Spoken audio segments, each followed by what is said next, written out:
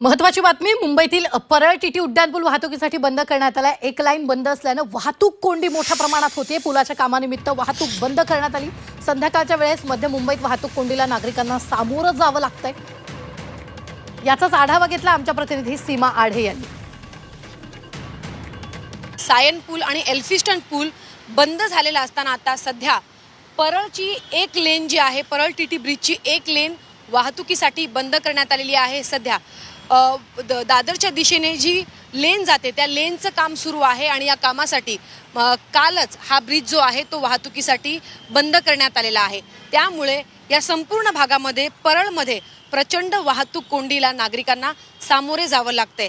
आपण जर पाहिलं तर जी लेन दादर ते CSMT स्थानकाकडे जाते त्याच लेनवरून आता दादरच्या दिशेने गाड्या ज्या आहेत त्या सोडल्या जात आहेत। सोबतच जी लेन सध्या बंद करण्यात आलेली आहे त्या लेनच्या बाजूला एक सर्व्हिस रोड आहे, त्या सर्व्हिस रोडवरून गाड्या सोडल्या जात आहेत, जेणेकरून या भागामध्ये वाहतूक जी आहे ती होणार नाही। कालपासून ही लेन जी आहे ती बंद करण्यात आलेली आहे, त्यामुळे नागरिकांना प्रचंड त्रास जो आहे तो सहन करावा लागतोय।